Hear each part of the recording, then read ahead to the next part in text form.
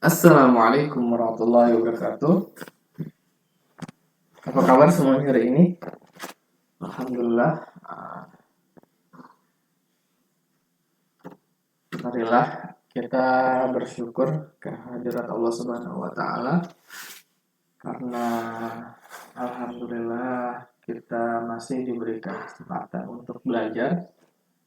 Yang perlu kita ingat berkaitan dengan kesempatan belajar adalah bahwa kalian adalah masih diberikan oleh Allah kesempatan belajar, ya, meskipun mungkin terasa berat, terasa sulit, ditambah sekarang masih online gitu ya, pembelajarannya masih daring, tetapi kalian masih bisa belajar. Di mana banyak di antara orang-orang ya yang mungkin seumuran kalian tidak mempunyai atau tidak memiliki kesempatan untuk belajar, ya, entah itu di dunia ya, di negara lain ataupun bahkan masih di Indonesia, banyak juga yang tidak memiliki kesempatan belajar, atau bahkan ya di Gorontalo ini ya, tidak memiliki kesempatan belajar seperti itu. Maka kita harus bersyukur kita masih diberikan kesempatan belajar. Salawat serta salam marilah kita aturkan kehadirat Nabi Muhammad Sallallahu Alaihi Wasallam.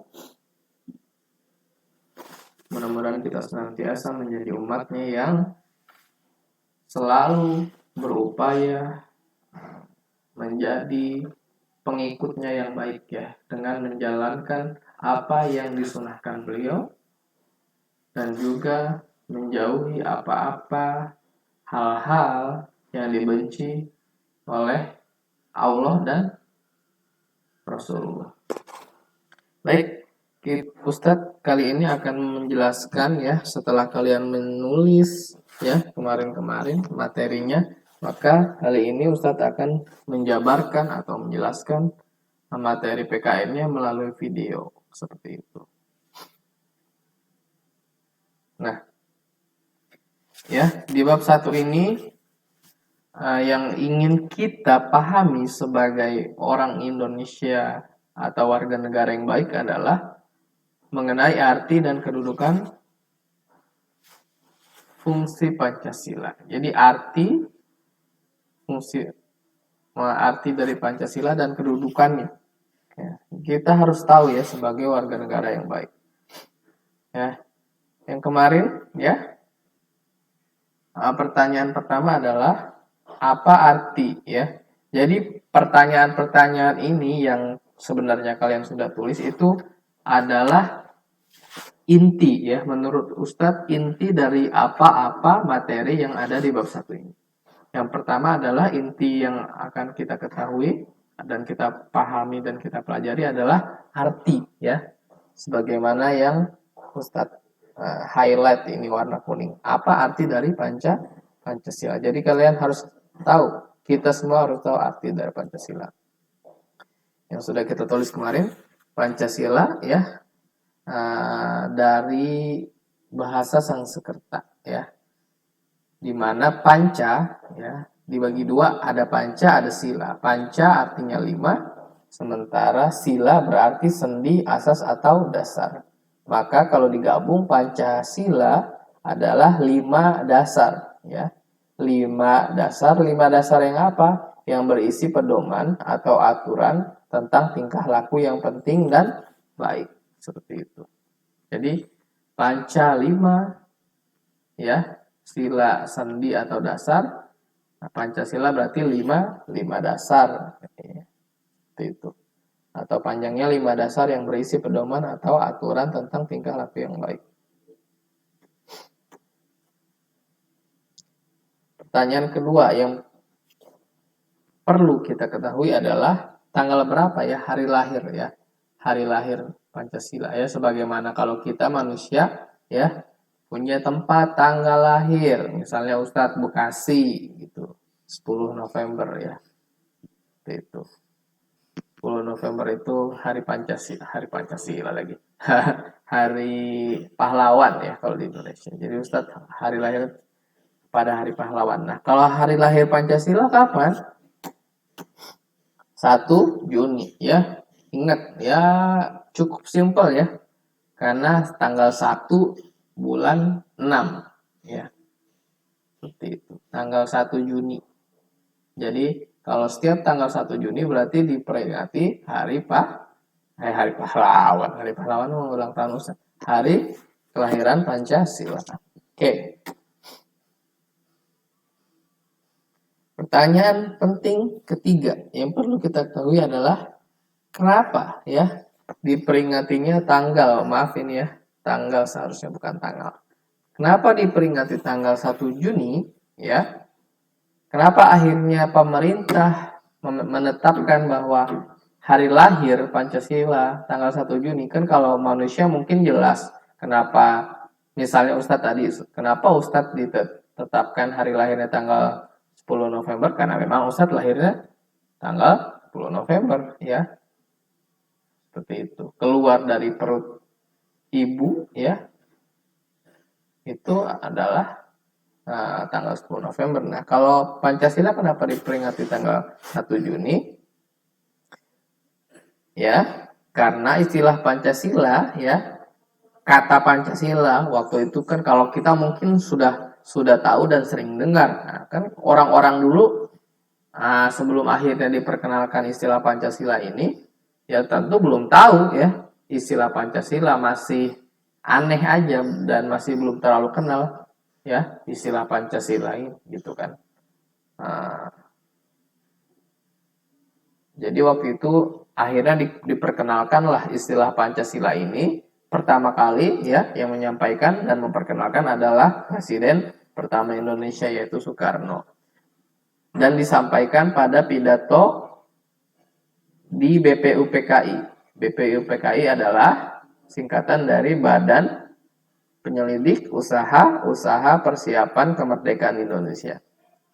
Jadi BPUPKI ini adalah badan yang mempersiapkan ya, dipelajari lalu akhirnya mempersiapkan bagaimana Indonesia bisa merdeka. Nah, di salah satu sidangnya Soekarno menyampaikan dan memperkenalkan pertama kali istilah Pancasila ya. Jadi Soekarno berpikir keras apa nih yang bisa menjadi dasar dari negara Indonesia. Akhirnya dipikir-pikir ketemulah istilah Pancasila. Bagaimana ya gitu kan, ketika pidato berarti bagaimana saya mengusulkan kalau dasar Indonesia adalah diberi nama Pancasila gitu, ya. Artinya tadi yang sudah kita ketahui di pertanyaan yang pertama. Ya. Jadi kenapa akhirnya ditetapkan pada tanggal 1 Juni? Karena pada 1 Juni tersebut istilah Pancasila pertama kali diperkenalkan oleh Presiden Soekarno. Nah, ini sesuai judul bab juga kan, tadi judul babnya apa arti dan kedudukan. Kalau artinya tadi kita sudah pelajari. Nah, kedudukan itu posisi ya. Nah, kedudukan atau posisi, misalnya kalau kalian di keluarga berarti kedudukan atau posisi kalian sebagai anak. Misalnya nanti kalau di kelas ya, kedudukan kalian atau posisi kalian sebagai, misalnya ada yang jadi ketua kelas, ada yang jadi wakil ketua kelas, ada yang menjadi divisi kebersihan dan lain sebagainya. Nah, jadi bagaimana kita memposisikan atau menempatkan ya. Nah, kalau misalnya ada lagi di misalnya kita sebagai orang Islam juga ya, kedudukan ini rukun Islam, rukun iman ya, itu kita memposisikan sebagai dasar agama Islam ya. Kalau tidak ada rukun iman, rukun Islam, ya berarti kita ya tidak ada ya apa namanya, kita tidak berislam dengan baik ya. Kalau kita tidak mengikuti rukun Islam ya, kita tidak syahadat, kita tidak sholat, kita tidak zakat, kita tidak puasa ya.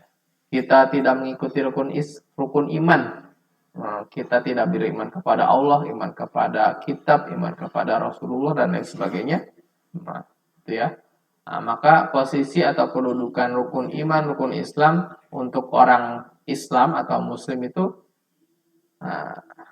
wajib atau dasar ya. Nah, kalau Pancasila kedudukannya bagi orang Indonesia itu seperti apa? Ya, kita ini ya. Nah, kedudukan Pancasila bagi orang Indonesia ya, apalagi yang sudah akhirnya kan kalau Islam juga ada namanya akil balik ya, sudah dianggap dewasa dan dosa-dosa itu sudah ditanggung sendiri ya. Nah, di Indonesia juga biasanya ditandai dengan memiliki KTP yang sudah punya KTP. Tapi meskipun belum punya KTP ya, yang namanya Indonesia, orang-orang Indonesia tetap juga harus menjunjung tinggi ya Pancasila ini sebagai dasar negara. Itulah makanya meskipun kalian nih sekarang kan kelas 8 belum punya KTP mungkin ya, belum secara resmi sebagai penduduk ya, karena belum punya KTP, tapi tetap kalian adalah warga negara Indonesia ya.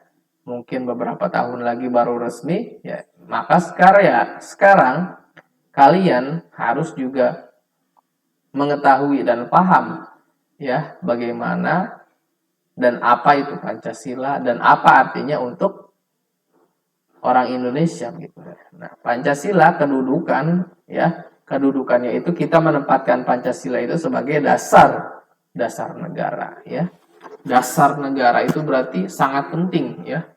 Inti dasar itu inti pokok ya, yang paling penting ya dalam sesuatu. Nah, kalau dasar negara berarti inti atau yang paling penting dalam negara gitu. Nah, dalam hal ini berarti dasar negara Indonesia ya. Yang keempat, berapa tadi? Kelima.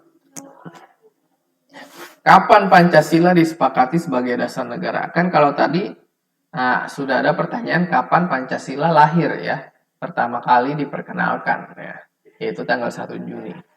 Nah, kali ini pertanyaan adalah kapan Pancasila akhirnya disepakati ya. Karena mungkin dulu bukan hanya Soekarno ya. Karena tadi kan di BPUPK itu kan ya, badan yang mempersiapkan kemerdekaan Indonesia tentunya bukan hanya Soekarno isinya. Namanya badan pasti terdiri dari beberapa anggota. Nah, mungkin bukan hanya Soekarno akhirnya yang mengusulkan. Mungkin Soekarno mengusulkan Pancasila, yang lain ya pasti ada lagi yang mengusulkan nama-nama lain ya. Nah, maka akhirnya Pancasila ini yang lebih banyak menyepakati ya, lebih sepakat mengenai idenya Soekarno yang diberi istilah Pancasila ini, akhirnya banyak yang suka dan menyepakati. Nah, kapan disepakatinya ya? Akhirnya kapan Pancasila ini yang akhirnya disepakati itu disepakati oleh orang-orang di BPUPK itu sebagai dasar negara kita ya. Sepakat sebagai dasar negara itu kapan disepakatinya? Itu pada tanggal 18 Agustus. Berarti cara mengingatnya simpel aja ya. 1 hari setelah kemerdekaan Indonesia ya. Karena kemerdekaan Indonesia tanggal 17. Nah, sehari setelahnya akhirnya sepakat ya. Maka ya mungkin dulu tokoh-tokoh, mari kita sepakati, mungkin kata Presiden Soekarno ya, setelah kita berdiskusi, setelah kita rapat dan lain sebagainya, kita sepakati bahwa Pancasila adalah dasar negara Indonesia ya. Pada hari ini 18 Agustus 1945 gitu. Ya, jadi para pendiri negara akhirnya bersepakat ya agar Indonesia ini bisa maju ya, maka Indonesia harus punya dasar negara ya yang menentukan nilai-nilai dan arah mau dibawa kemana nih negara Indonesia ya. Akhirnya dipilihlah dasarnya itu adalah Pancasila. Lalu bukti tertulis apa yang menunjukkan Pancasila sebagai negara ya? Kan tadi sudah disepakati ya Pancasila sebagai dasar negara. Buktinya apa ya? Kan biasanya harus ada bukti.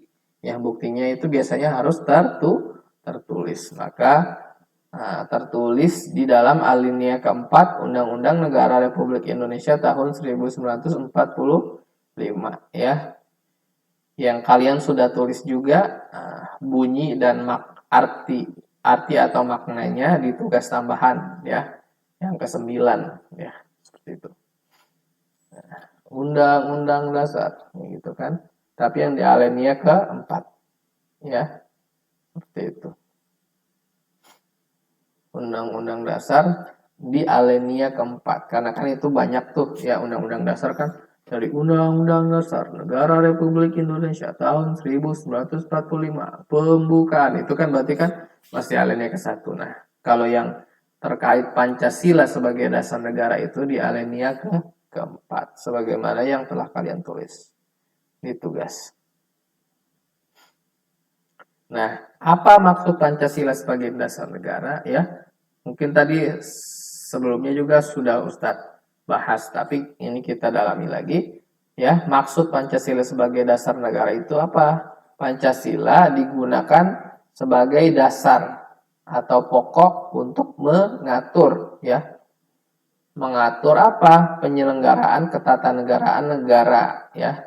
Penyelenggaraan itu berarti bagaimana negara itu berjalan. Misalnya kalau simpelnya, kalau kalian di kelas ya, kelas 7 ya, 7E, 7D ya, A, B, C ya, bagaimana kelas 7 itu bisa berjalan dengan baik, atau mungkin di Hubulo, bagaimana pesantren Hubulo ini bisa dijalankan dengan baik gitu kan. Akhirnya santri-santri bisa belajar, guru-guru bisa mengajar, karyawan-karyawan bisa bekerja, itu bagaimana? Nah, kalau di sini Pancasila ini sebagai dasar untuk mengatur Indonesia ya,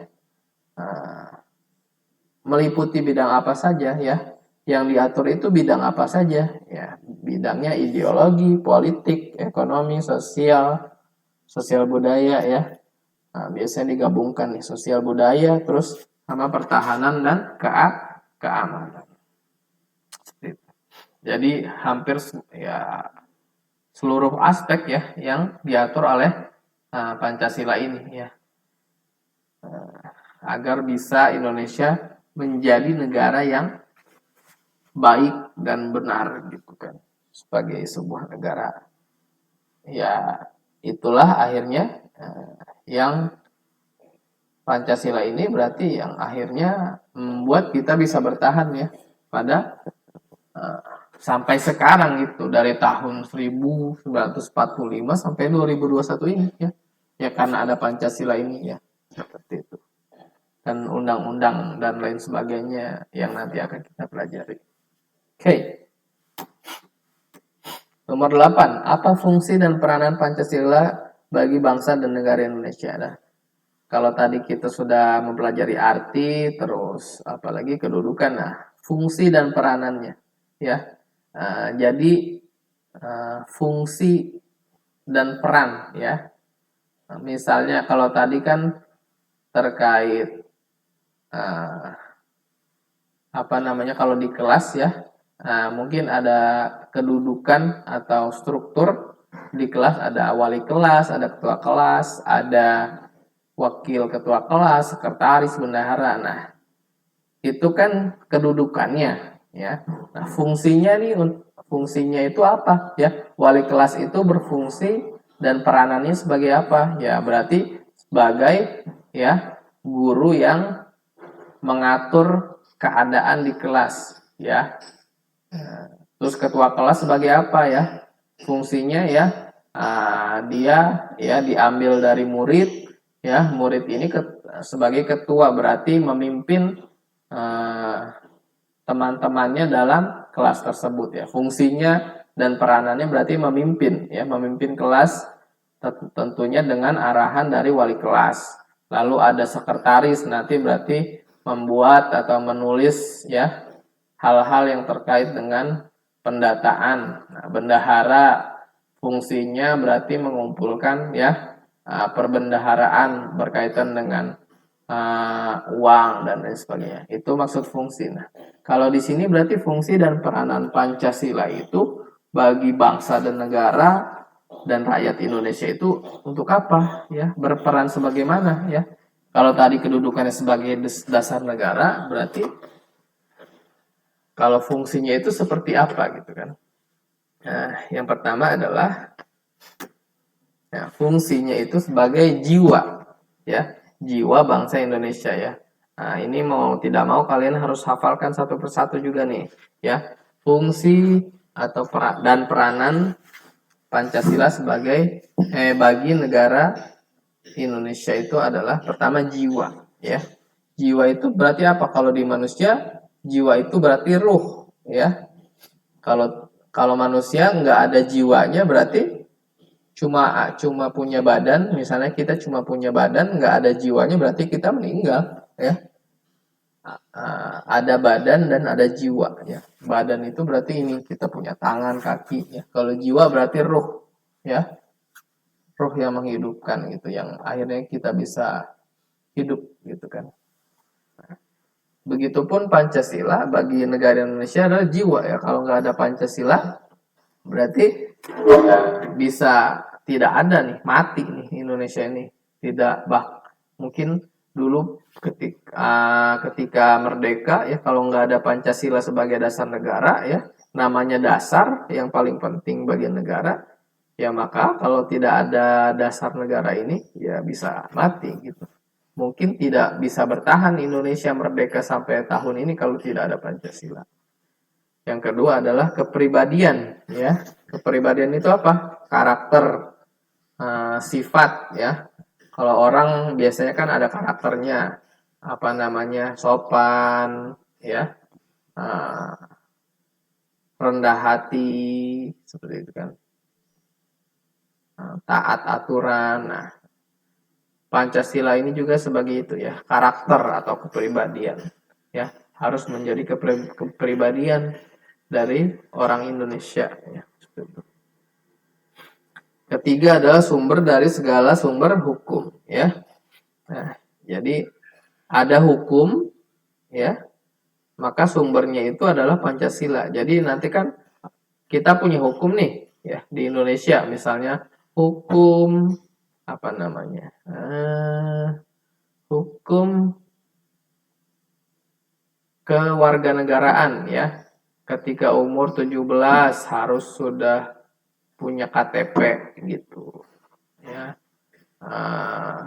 Setelah punya KTP berarti ada kewajiban-kewajiban yang harus dipenuhi misalnya gitu kan. Atau hukum mengenai apa lagi, pendidikan gitu kan ya, harus belajar gitu kan, harus menempuh pendidikan sesuai jenjang pendidikan yang ditetapkan pemerintah. Ada SD ya, mungkin ada juga yang ikut TK, terus SMP dan lain sebagainya. Kan itu kan hukum ya. Nah, hukumnya itu tidak boleh bertentangan dengan Pancasila. Jadi membuat hukum, kan ada orang yang membuat hukum ya. Itu badan-badan di sana yang sudah ditetapkan membuat hukum. Nah, maka tidak boleh bertentangan oleh Pancasila karena Pancasila adalah sumber dari segala sumber hukum. Yang keempat adalah perjanjian luhur atau perjanjian suci lah gitulah kalau bahasa agama ya. Nah, tidak boleh dianggap enteng atau direndahkan, ya. Karena tidak mudah untuk membuat Pancasila gitu kan, akhirnya kan para tokoh kita kan berpikir sampai akhirnya Pancasila ini terbentuk dan akhirnya berisi apa? Ketuhanan yang Maha Esa, kemanusiaan yang adil dan beradab, itu kan tidak sembarang ya dibuatnya gitu kan. Yang kelima, cita-cita dan tujuan ya. Sebagai cita-cita dan tujuan, mau dibawa kemana nih negara Indonesia ini gitu ya. Yang keenam, satu-satunya asas dalam kehidupan berbangsa dan negara ya. Satu-satunya asas yang dijunjung tinggi dalam kehidupan kita sebagai negara Indonesia, bangsa dan negara Indonesia. Yang terakhir adalah moral pembangunan. Moral itu berarti nilai-nilai ya, nilai-nilai yang kita anut ya. Jadi Pancasila harus menjadi nilai-nilai yang kita anut dalam membangun Indonesia ya, mendirikan ya, menjalankan Indonesia dari hari ke hari gitu kan. Dari akhirnya kita merdeka sampai sekarang, sampai nanti hari kiamat mungkin kan gitu ya. Ya, nilai-nilai Pancasila ini adalah yang harus dijadikan nilai-nilai dalam membangun Indonesia ya. Nah, ini mau tidak mau nih nanti kalian ya dihafalkan ya.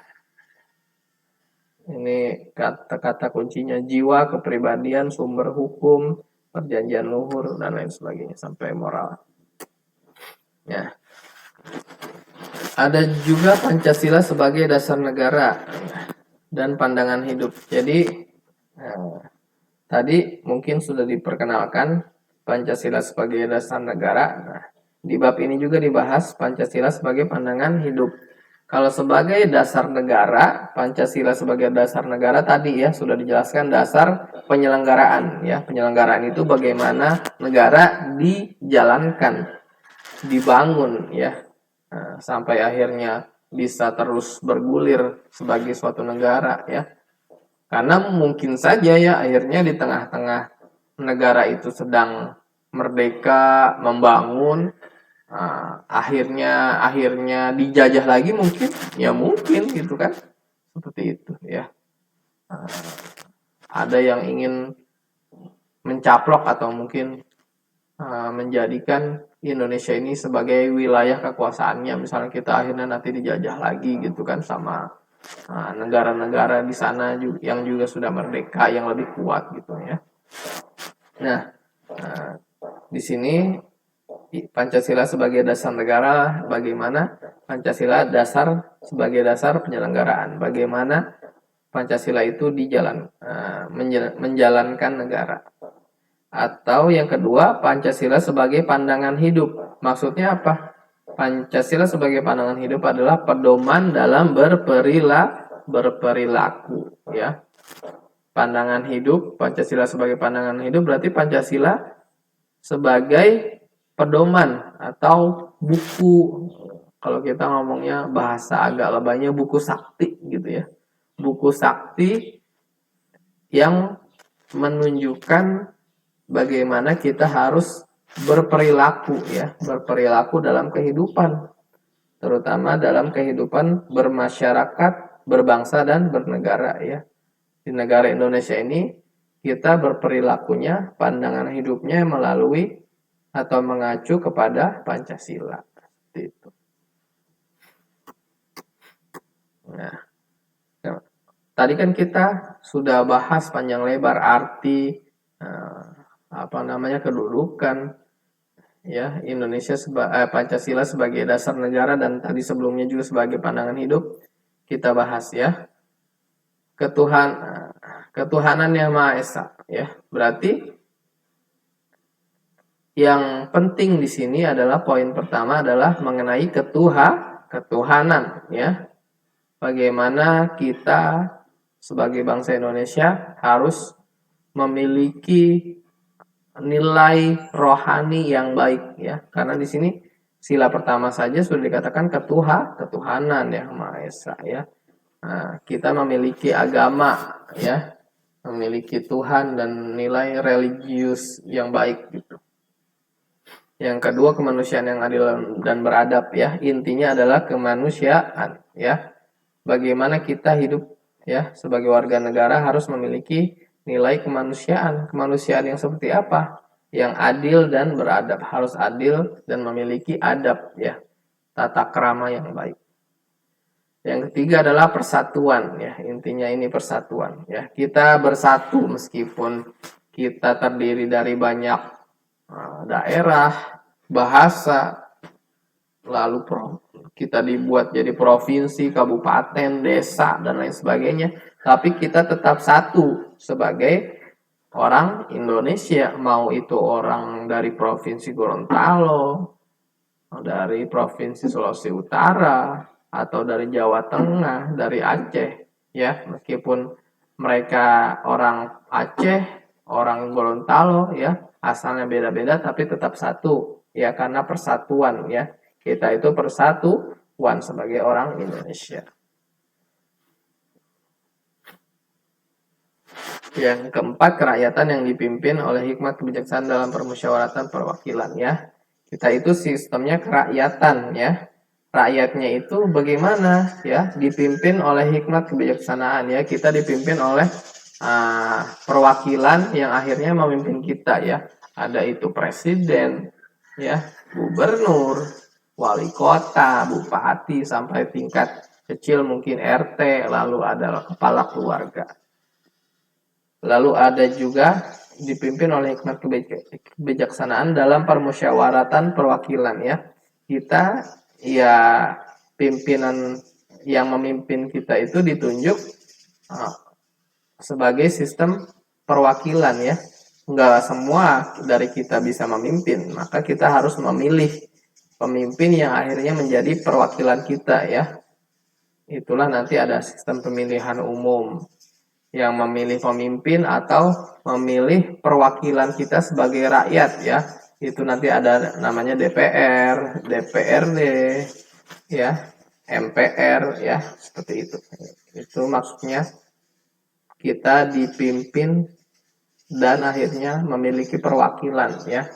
Itu yang duduk di DPR, DPRD provinsi, DPRD kabupaten, dan lain sebagainya. Terakhir adalah keadilan sosial bagi seluruh rakyat Indonesia. Intinya adalah keadilan sosial ya. Saking pentingnya keadilan ini sampai dibahas lagi ya. Mungkin di sini sudah dibahas di kemanusiaan yang adil dan beradab. Nah, ditekankan lagi keadilan sosial bagi seluruh rakyat ya. Keadilan ini bukan milik orang-orang tertentu saja, tapi harus bagi seluruh rakyat Indonesia tanpa terkecuali. Ya, baik, mungkin itu saja untuk penjelasan dari bab 1 ini. Ya, kemungkinan kita akan persiapan dulu, mungkin ada latihan sedikit sebelum akhirnya nanti ada ulangan harian ya, di untuk bab 1 ini ya. Untuk bab 1 sebelum akhirnya kita ke bab 2 berarti kita harus ulangan terlebih dahulu. Mungkin itu dari Ustadz, kita tutup dengan lafaz hamdalah. Mudah-mudahan kalian bisa paham dan kita bisa menjadi warga negara Indonesia yang baik dengan mempelajari PPKN ini. Khususnya di bab 1 ini adalah mempelajari tentang arti dan kedudukan Pancasila. Oke, saya tutup. Terima kasih atas perhatian dan kerjasamanya. Wassalamualaikum warahmatullahi wabarakatuh.